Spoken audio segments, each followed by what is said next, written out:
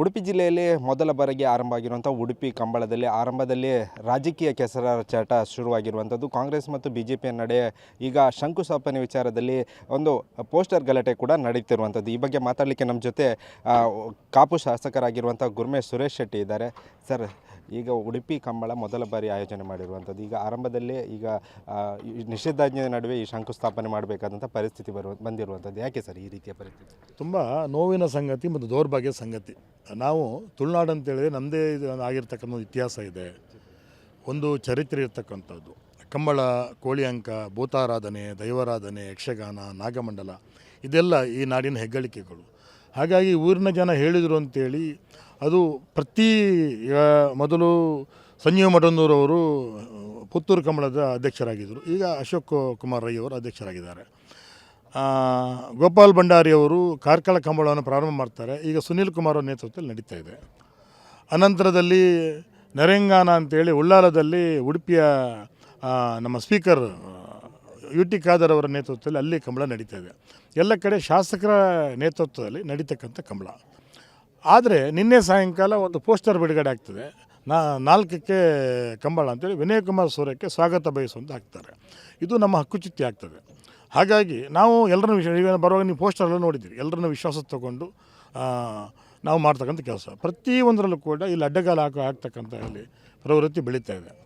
ಆ ಕಾರಣಕ್ಕೋಸ್ಕರ ನಾವು ತಮ್ಮನ್ನು ಹಬ್ಬದ ರೀತಿಯಲ್ಲಿ ವಾತಾವರಣ ಮಾಡಬೇಕು. ನೋಡಿ, ಇದು 2 ಕೋಟಿ ರೂಪಾಯಿ ಖರ್ಚಾಗುವಂಥ ವ್ಯವಸ್ಥೆ. ಈಗಾಗಲೇ 60 ಲಕ್ಷ ರೂಪಾಯಿಯನ್ನು ಖರ್ಚು ಮಾಡಿದ್ದಾರೆ. ಈ ಕೊನೆ ಸಮಯದಲ್ಲಿ ಬಂದು ಈಗ ಕಂಬಳ ನಿಲ್ಲಿಸಬೇಕು, ಅದನ್ನು ಈಗ ಒಂದು ಮುಹೂರ್ತ ಅಂತ ಇರುತ್ತೆ. ಮುಹೂರ್ತ ಮುಖ್ಯಮಂತ್ರಿನೂ ಕಾಯುವುದಿಲ್ಲ, ಯಾವ ಮಂತ್ರಿಗಳನ್ನು ಕೂಡ ಮುಹೂರ್ತ ಕಾಯುವುದಿಲ್ಲ.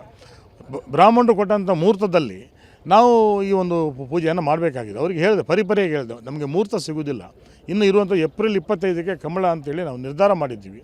ಆ ಕಾರಣಕ್ಕೋಸ್ಕರ ನಾವು ಈ ಮುಹೂರ್ತ ಪ್ರಕಾರ ಮಾಡಬೇಕಾಗ್ತದೆ ಏನೋ ಒಂದು ನಿಟ್ಟಿನಲ್ಲಿ ಮಾಡಿರ್ತಕ್ಕಂಥ. ಮತ್ತು ಅಲ್ಲಿ absolutely there is no confusion. ಇಲ್ಲಿ ಪ್ರತಿ ಕ್ಷೇತ್ರದಲ್ಲಿ ಕೂಡ ಅಲ್ಲಿ ಶಾಸಕರೇ ಅಧ್ಯಕ್ಷರಾಗಬೇಕು. ಮತ್ತು ಗೌರವಾಧ್ಯಕ್ಷರು ನಮ್ಮ ಮಾಜಿ ಶಾಸಕರು, ಆಮೇಲೆ ಲಕ್ಷ್ಮೀ ಹೆಬ್ಬಾಳ್ಕರ್ ಅವರು ಕೂಡ ಇಲ್ಲಿ ಗೌರವಾಧ್ಯಕ್ಷರಾಗಿದ್ದಾರೆ. ವಿನಯ್ ಕುಮಾರ್ ಸೋರಕೆ ಅವರು ಕೂಡ ಇಲ್ಲಿ ಗೌರವಾಧ್ಯಕ್ಷರಾಗಿರ್ತಾರೆ. ಆಮೇಲೆ ಲಾಲಾಜಿ ಮೆಂಡನ್ ಅವರು ಗೌರವಾಧ್ಯಕ್ಷರಾಗಿರ್ತಾರೆ. ಅನಂತರದಲ್ಲಿ ಕೋಟ ಶ್ರೀನಿವಾಸ ಪೂಜಾರಿ ಅವರು ಗೌರವಾಧ್ಯಕ್ಷ. ಹಾಗೆ ಪಕ್ಷಾತೀತವಾಗಿ ಜಾತ್ಯತೀತವಾಗಿ ನಡೀತಕ್ಕಂಥ ಕಂಬಳ ಇದು ಪರಂಪರೆ ಇದೆ ಇರತಕ್ಕಂಥದ್ದು. ಆ ನಿಟ್ಟಿನಲ್ಲಿ ಈ ಒಂದು ವ್ಯವಸ್ಥೆ ಮಾಡಿದ್ದೀವಿ. ಸ್ವಲ್ಪ ಗೊಂದಲ ಸೃಷ್ಟಿ ಮಾಡುವಂಥ ಒಂದು ವ್ಯವಸ್ಥೆ ಆಗಿದೆ. ಆದರೂ ಗುದ್ದಲಿ ಪೂಜೆಯನ್ನು ದೇವರದಿಂದ ನಾವು ಚೆನ್ನಾಗಿ ಮಾಡಿದ್ದೀವಿ.